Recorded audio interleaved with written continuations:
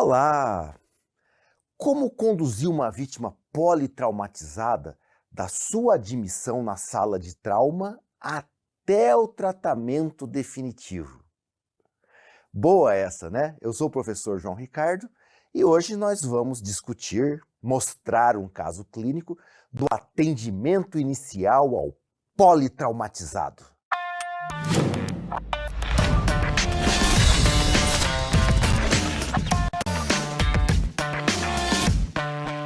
Olha a nossa vítima aqui na sala de trauma, na área vermelha. É o Tiago, de 26 anos. Vamos ver o que aconteceu com o Tiago. Chega ao pronto atendimento de um hospital primário sem centro cirúrgico. Um paciente de 26 anos, vítima de colisão frontal de automóvel contra uma árvore. Estava em torno de 100 km por hora e usava cinto de segurança. Foi resgatado imediatamente por equipe de suporte básico que o imobilizou em prancha longa e com colar cervical e ofereceu oxigênio em máscara.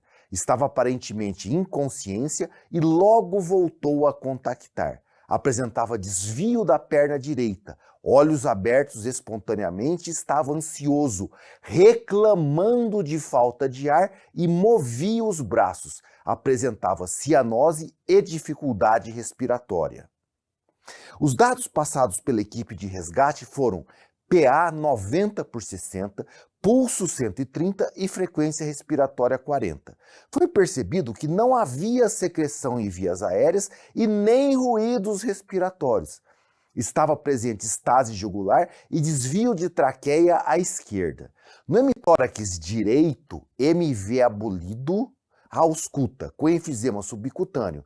Percebido também trauma abdominal à palpação, dor abdominal à palpação, instalado colar cervical, máscara com oxigênio 10 litros por minuto e colocado tala em perna direita abaixo do joelho. Com esses dados, responda as seguintes perguntas sobre o atendimento inicial dessa vítima. Então vamos lá, pegaram aí o que aconteceu com ele, né? Está reclamando de dor, não tinha ruídos respiratórios, na ausculta do tórax tinha o MV abolido, na hora que examinou aqui o cervical, a traqueia estava em direção ao lado esquerdo, MV abolido à direita e traqueia para o lado contralateral com enfisema subcutâneo. Dor a palpação abdominal e tinha lá uma rotação lá do membro, alguma coisa, e foi colocado a tala. Então vamos responder as perguntas. Qual a prioridade no atendimento desse paciente? Qual a primeira medida de reanimação que deve ser feita nessa vítima no exame primário? Lembra que eles já fizeram alguma coisa, puseram colar cervical, máscara de oxigênio, lá o pré-hospitalar já fez ali um importante papel. 2. Quais as prováveis causas de hipotensão arterial e quais as condutas que devem ser realizadas? E 3. Qual é a abordagem que deve ser feita com esse relato que o paciente provavelmente perdeu a consciência? Diz que ele perdeu a consciência e voltou a contactar. Tem uma história aí, nós vamos valorizar ou não? Então vamos lá. Lembra da nossa primeira pergunta? Qual as medidas mais importantes e quais as medidas prioritárias? Então, a gente tem que relembrar algumas coisas para a gente responder isso com tranquilidade. O atendimento inicial politraumatizado, ele é bem balizado. Ele é dividido em exame primário, exame secundário e tratamento definitivo. O exame primário são aquelas condições iniciais que, se não abordadas, podem levar o paciente imediatamente ao óbito. É o famoso ABCDE do trauma. A de via aérea e proteção cervical, B de ventilação, C de circulação ou choque, D neurológico e E a exposição do doente. Cada etapa dessa tem suas medidas auxiliares e reanimação. Uma vez o paciente estabilizado ou tendendo a estabilizar no exame primário, nós passamos para o exame secundário, que é a nossa semiologia conhecida da cabeça aos pés e que a gente precisa fazer isso como rotina. No exame secundário, o paciente está estável hemodinamicamente, então eu posso fazer os exames necessários à sua boa condução. Depois disso, Verificando a real necessidade terapêutica do doente, nós propomos um tratamento definitivo. Lembra que isso é muito dinâmico, é um trabalho em equipe, precisa de proteções individuais, os EPIs para os socorristas, e uma coisa é muito importante, às vezes você tem uma instabilidade muito grande no exame primário, e você vai fazer uma conduta salvadora no exame primário antes mesmo de chegar ao exame secundário. Então, a gente evita mudar de etapa antes que a etapa subsequente ela esteja resolvida.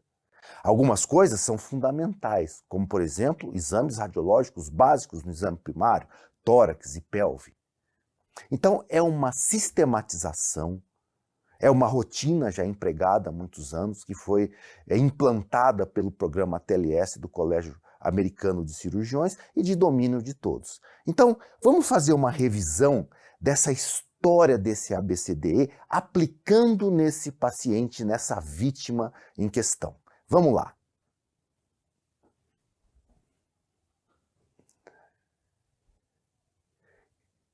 Olha só as abordagens à nossa vítima. Tudo bem, ele falou, não tinha instrutor respiratório, parece que a via aérea dele está pérvia. Mas vamos revisar o que nós precisamos abordar nessa vítima. Aparentemente não tem lesões, e quando os enunciados falam, olha, o paciente reclamou, falou, não tem instrutor respiratório, a via aérea dele está pérvia.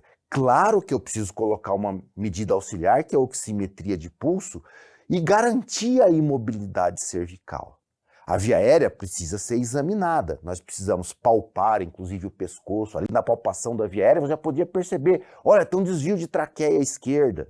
Desvio de traqueia esquerda ou é um hematoma grande aqui na região cervical que empurrou a traqueia, ou é uma condição torácica que aumentou a pressão dentro do tórax e mandou a traqueia para o outro lado.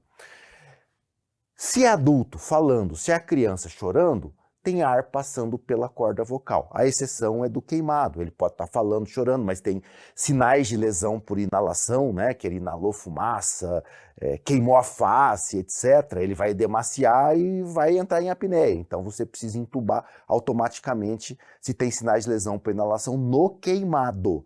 Mas na vítima não queimada, normalmente é uma regra, claro, cabe exceções, falou ou chorou, nós temos via aérea permeável e vamos olhar os sinais de obstrução. Olha o socorrista com cuidado na coluna cervical, o outro socorrista pondo o seu colar, isso é rotina já no item A da nossa avaliação primária.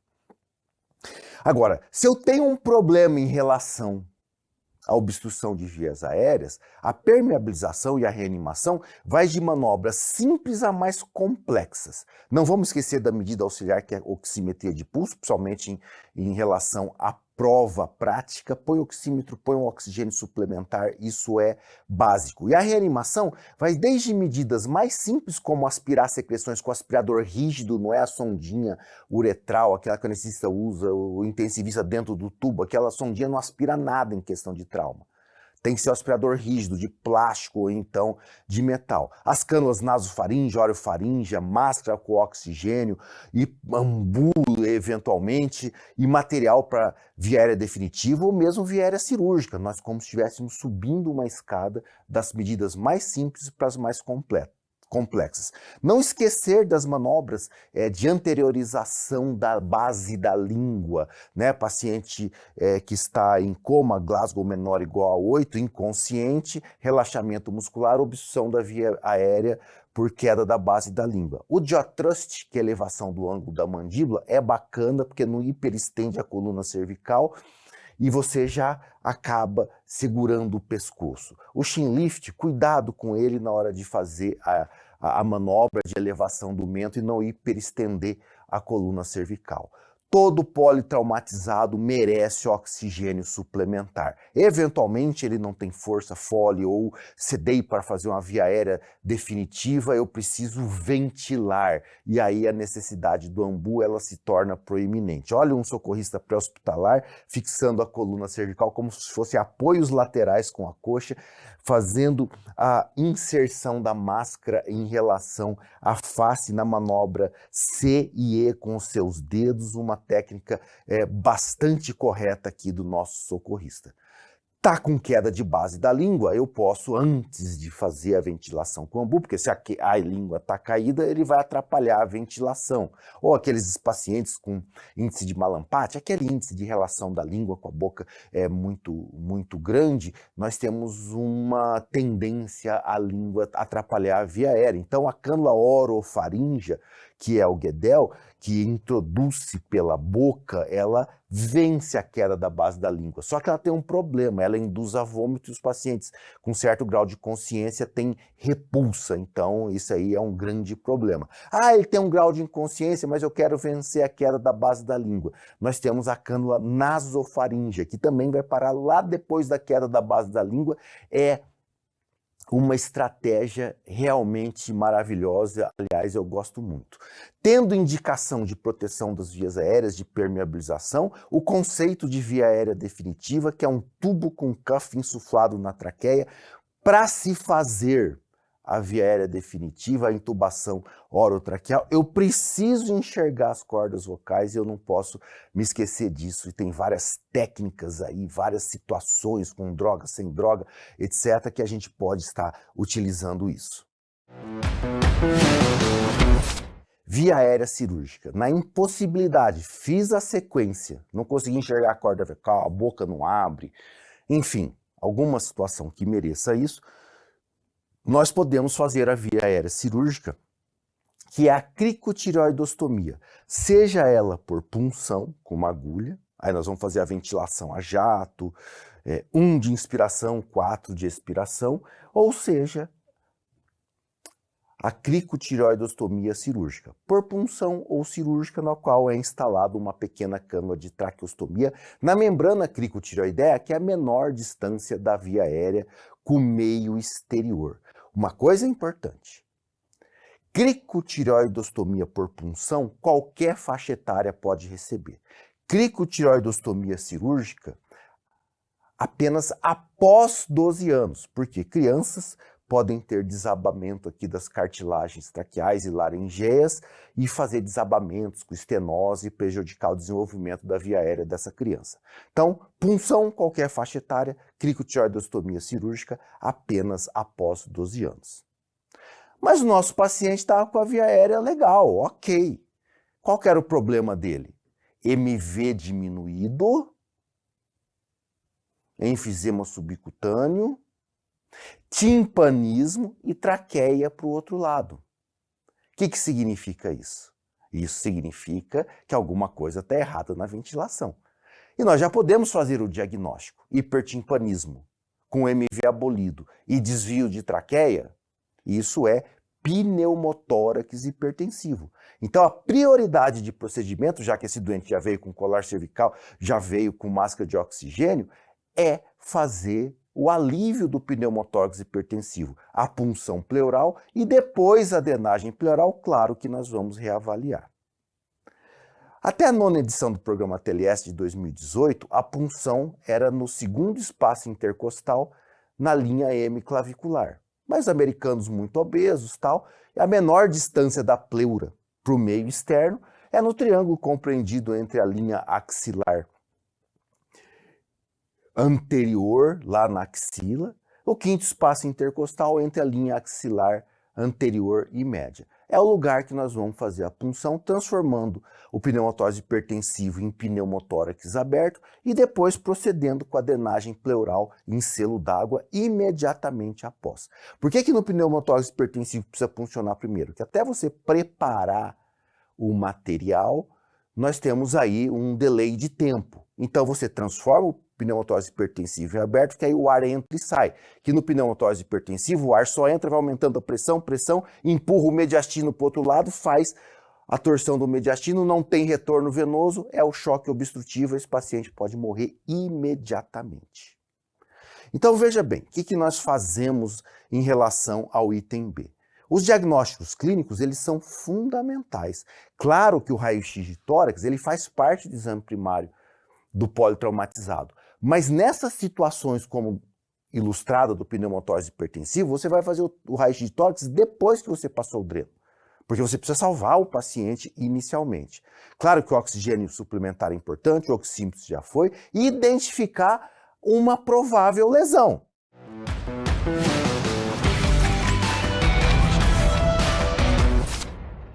Essas são lesões que caem na prova. E são as lesões que a gente precisa identificar já no atendimento inicial. Pneumotórax hipertensivo, era esse caso. Vai rodar o mediastino e vai fazer um choque obstrutivo. Então, punção descompressiva no quinto espaço intercostal. Se for criança, continua no segundo espaço intercostal, mas em adultos no quinto espaço. E depois, a drenagem pleural. O pneumotórax aberto, solução de continuidade, traumas penetrantes, o ar entra, sai. É mais fácil entrar e sair pela lesão torácica do que pela via aérea. É mais perto, pressão torácica negativa. Então, entrar por aqui e não entra pela via aérea, hipóxia, e o paciente pode morrer rapidamente. O que eu faço? Curativo 3 pontas, pode ser feito no pré-hospitalar. Claro, depois fecha, drena o tórax e assim por diante. Lesões da árvore traqueobrônquica, era aquele pneumotórax hipertensivo? Escape de ar, aumento de pressão, jogou o mediastino para o outro lado, drenei.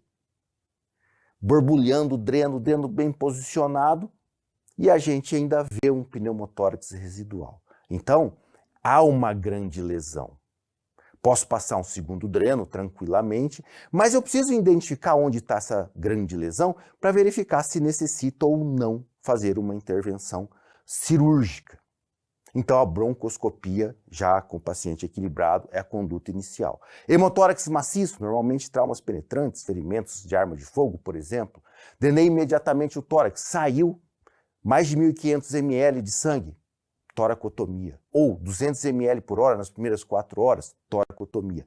Tamponamento cardíaco, ferimentos pré-cordiais, principalmente penetrantes, né? Lesa o ventrículo direito, que é mais anteriorizado, tríade de Beck, que tampona, né? Estase jugular, hipotensão, abafamento de bulhas, pericárdio, centese, até o cirurgião do trauma ou cirurgião torácico, cardíaco em geral, enfim, fazer a toracotomia para reparar a lesão de forma adequada. Então, são as lesões que matam imediatamente. Essas precisam ser resolvidas já no item B, antes de fazer qualquer raio-x e assim por diante. Claro que nós temos outras lesões que podem ser vistas no exame secundário, pneumotórax simples, hemotórax, contusão pulmonar, tórax instável, tamponamento, enfim, uma série de outras lesões, diafragma, asfixia traumática, ruptura de esôfago, que essas são lesões para serem vistas no exame secundário. Mas e o nosso paciente? Foi puncionado, quinto espaço intercostal, drenado, drenou o tórax, está lá bonitinho, funcionando o dreno, PA 90/60, pulso 110, frequência respiratória 28, saturação 91. Que coisa, né?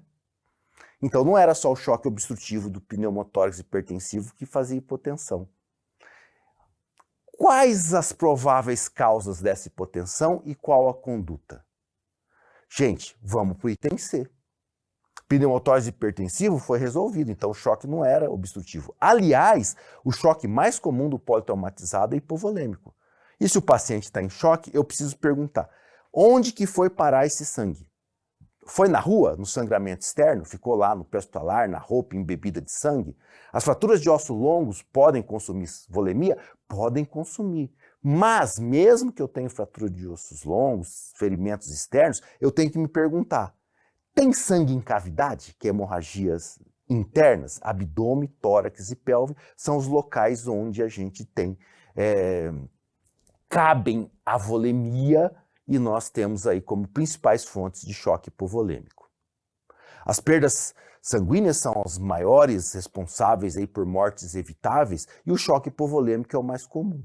Só que não tem um aparelho que mede o choque. Então, o exame físico, através de frequência cardíaca, pressão, frequência respiratória, diurese, consciência, palidez cutânea, tudo isso é bastante importante. E nós temos 2 objetivos principais em relação ao atendimento do choque. Parar o sangramento e repor a volemia. Ou seja, fechar a torneira e encher o tanque. Esse é o objetivo do atendimento do choque hipovolêmico.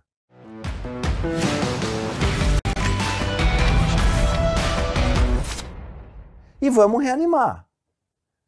Não vamos fazer excesso de cristalóide. Duas vezes periféricas, colhe exames laboratoriais, coletas de sangue, Ringer lactato aquecido 39 graus Celsius. Sonda gástrica e vesical são medidas auxiliares. Melhor parâmetro para a gente verificar a reposição volêmica é a diurese. Gástrica, orogástrica ou nasogástrica para descomprimir o estômago e evitar reflexos vagais que podem confundir com um choque. A reposição volêmica vai depender muito do grau de choque, tanto como plasma e plaquetas, e a adição de um agente antifibrinolítico, o estudo CRASH, o estudo METERS, eles confirmaram isso, que é o ácido tranexâmico, 1 grama nas primeiras 3 horas de trauma. Agora, nós precisamos não só desconfiar que o paciente está em choque, como classificar. Eu posso ter choque de várias classificações. Eu posso ter uma história de perda ou uma pequena perda e os sinais vitais estarem totalmente normais. É o choque grau 1. O choque grau 2, eu já tenho uma perda de 15% a 30% e a frequência de pulso, que é a diferença entre a pressão sistólica e diastólica, ela está diminuída. Diferença entre sistólica e diastólica habitual, 30 para cima. Se eu tenho uma pressão 110 por 90 é 20, fez vasoconstrição periférica, por causa das catecolaminas que começam a serem lançadas como mecanismos de compensação à hemodinâmica, vasoconstrição aumenta a resistência periférica, diastólica sobe. Então nós temos uma pressão convergente, choque grau 2. No choque grau 3, nós já temos hipotensão. E o nosso doente tinha pressão 90 por 60. Então ele tinha choque grau 3. Choque grau 4, eu tenho uma severa hipotensão, inconsciência, elevação extrema da frequência respiratória. Além disso, nesses graus, a diurese é extremamente comprometida na classe 4, um pouco menos na classe 3. Se eu fizer uma gasometria e ver os excessos de base, classe 1, normal, base excess entre 0 e menos 2. Classe 2 entre menos 2 e menos 6. Classe 3 entre menos 6 a menos 10. Classe 4, menor que menos 10. Reposição volêmica, que a gente pode dizer, é oferta de sangue. Monitorizar, porque ele pode eventualmente sangrar depois. Classe 2, é possível, mas depende muito, né? O Ringer lactato apenas é suficiente. Agora, classe 3, Ringer lactato 1000 ml, sangue tipo específico com prova cruzada. Classe 4, protocolo de reposição maciça, que é série vermelha, plaquetas, plasma. Tem algumas controvérsias quem entra primeiro aí, as plaquetas parece que dependem muito da dosagem, mas o plasma fresco, que tem aquela história dos fatores de coagulação, é bastante importante. Claro que o paciente sangrando, eu tenho uma resposta à minha reposição volêmica. Que resposta rápida? Comecei a infusão, o paciente estabilizou e continuou bem. Sinal que a torneira fechou. Então, tranquilo. Resposta transitória, melhorou e daqui a pouco afundou. Está sangrando. Sem resposta, começo a minha infusão de líquidos, continua com o mesmo grau hemodinâmica. Minha torneira é maior do que o meu enchimento de tanque. Provavelmente preciso operar muito rápido. Então, são situações que norteiam aí muito a conduta. Agora, eu preciso procurar onde está o sangramento. No abdômen, lavado peritoneal diagnóstico, ultrassom FAST, são realmente bastante importantes. No tórax, o exame físico, o raio-x. Na pelve, o exame físico e o raio-x. As medidas auxiliares, nós já comentamos, e cuidados com choques de outra etiologia ou condições que simulam choque, como, por exemplo, o choque obstrutivo do pneumotórax hipertensivo, precisa ser lembrada. Olha só o nosso paciente. No momento, infundiu 1000 ml de Ringer lactato, 2 unidades de concentrado de hemácia, PA 90 por 70. Pressão de pulso achatadinha, hipotenso, pulso 110, mesma taquicardia, frequência respiratória 28, saturação. No dreno de tórax, que foi drenado, saiu só 50 ml. Quer dizer, não é o sangue do tórax. Diurese, não tem sangue na passagem da sonda e a urina está concentrada. Foi passado uma sonda gástrica e só uma estase gástrica biliosa de 100 ml. Foi feito o raio-x de tórax.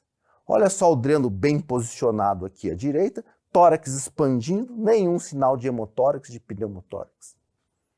Então, o sangramento não é no tórax. Foi feito também o raio-x pélvico, a integridade do anel pélvico, sínfise púbica menos de 2 centímetros, simetria dos ramos histopúbicos, acetábulo adequado, cristas ilíacas simétricas, né? É uma brincadeira, né? A rosquinha de coco e a máscara do Zorro, elas estão simétricas. Então, não tenho fratura pélvica, então o sangramento não é do tórax, não é da pelve. E o abdômen? Ah, foi feito um ultrassom fast.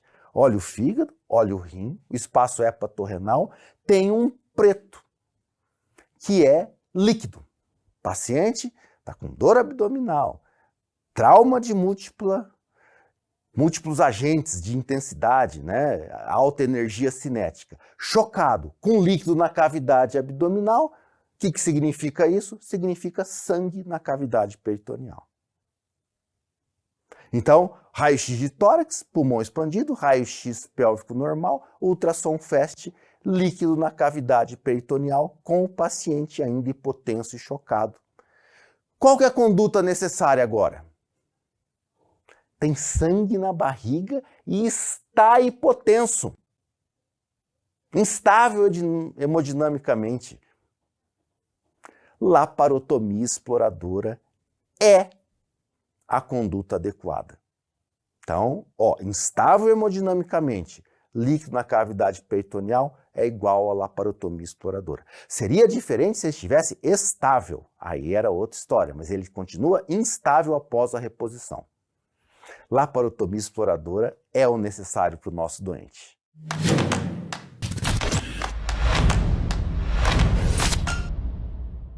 Olha só uma coisa que eu vejo muito em questões. É necessário normalizar a pressão para mandar para laparotomia? Gente, não é necessário. Nós temos um conceito que chama hipotensão permissiva.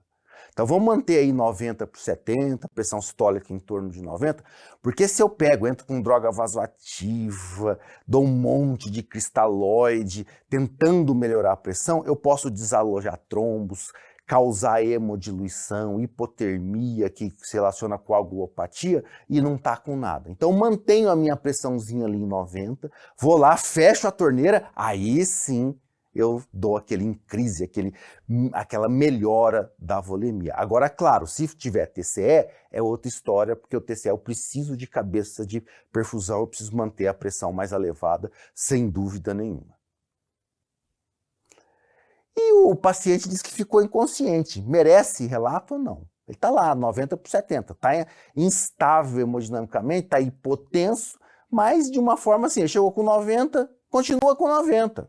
Ele vai ser transferido de hospital. E aí? Claro que nós não vamos fazer grandes coisas a mais, que ele precisa ser operado. Central regulação, paciente com choque hipovolêmico grau 3 aqui, líquido na cavidade, ultrassom fast positivo. Eu não tenho centro cirúrgico aqui, eu preciso mandar esse doente para frente, para operar. Mas enquanto isso, vamos terminar de avaliar o nosso doente. Vamos fazer a avaliação neurológica, né? A reação pupilar, a escala de coma de Glasgow. O que é importante para o neurológico? Manter a cabeça de perfusão. O neurônio que já lesou, já morreu. Eu preciso manter os outros perfundidos.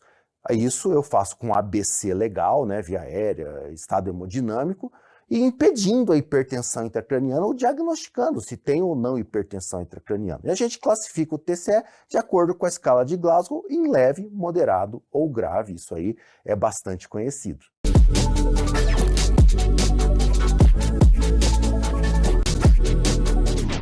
Claro que a escala de coma de Glasgow tem que ser memorizada, né? Abertura ocular, 4 pontos, resposta verbal, 5 pontos, resposta motora, 6 pontos. Fazemos o somatório sempre levando em consideração a melhor resposta motora. Em neurologia, criaram o tal do Glasgow pupilar, mas o programa ATLS ainda não o aderiu, que é você descontar pontos de acordo com a reação pupilar. Se reage a pupila normalmente, ao Glasgow normal que você calculou, menos 0.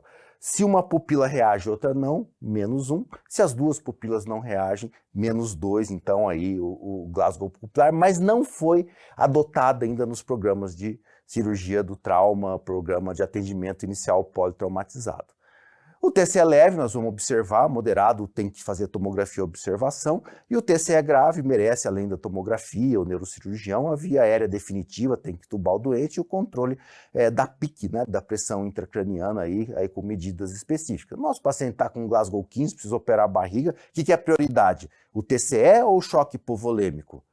choque hipovolêmico está no C, o TCE está no D, então claro que a prioridade é o choque hipovolêmico. Então, nós vamos operar o doente, sem dúvida nenhuma, vai mandar ele para ser operado no outro local, e aí depois prossegue-se a avaliação adequada, a monitorização neurológica, e eventualmente ele vai fazer tomografia, neurocirurgião, essa coisa toda. Depois do D vem o E. Cuidado com a hipotermia. A hipotermia leva a coagulopatia. Então, cobertores e manta térmica são interessantes. Vamos despir o paciente, avaliar o dorso, o períneo, as extremidades, para ver se a gente não tem outras alterações e outras lesões.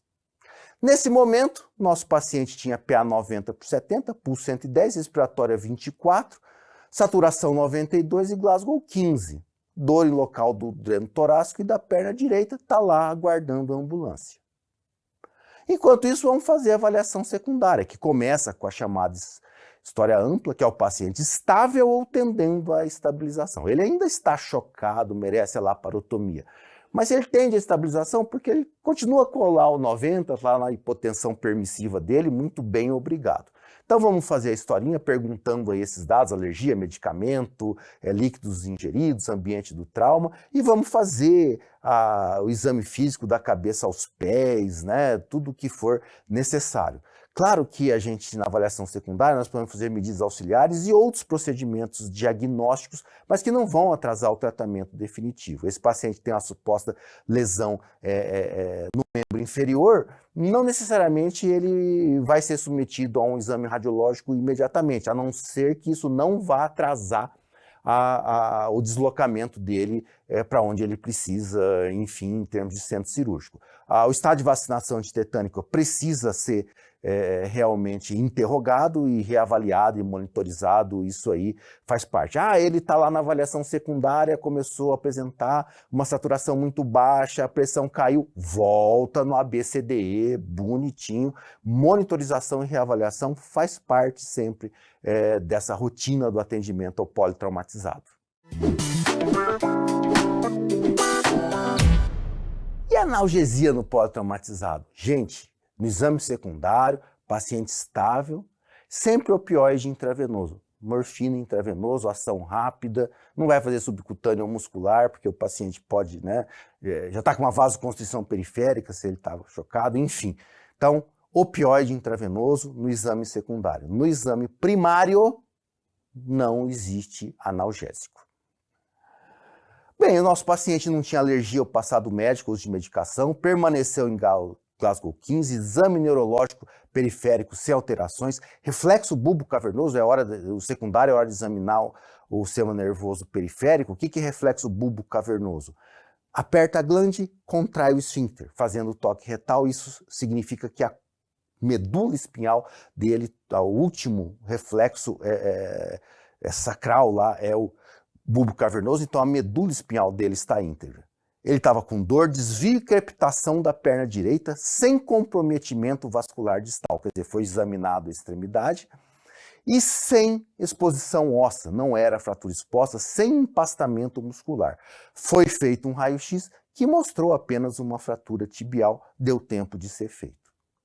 Depois, o nosso paciente merecia o quê? Transporte para um centro de referência mais adequado que tinha centro cirúrgico. Claro que nós vamos fazer o transporte de acordo com a disponibilidade, a distância e a necessidade, né? Então, na realidade brasileira, a maioria das vezes, a ambulância, transporte aeromédico realmente é exceção. E o que foi feito no nosso doente? Foi feita a laparotomia, tinha uma lesão esplênica grave, foi feita esplenectomia. Foi corrigida a fratura tibial com uma haste intramedular após a laparotomia, foram feitos cuidados com o dreno torácico, foi retirado em 4 dias, alta hospitalar em 6 dias, feita a vacina antitetânica necessária, antipneumocócica por causa da esplenectomia, está resolvida a vida do nosso doente. Então nós usamos um caso clínico interessante do nosso paciente politraumatizado para a gente revisar o que é o exame, o atendimento inicial politraumatizado, lembrando, exame primário, exame secundário e tratamento definitivo. Fechou? Grande abraço e até a próxima!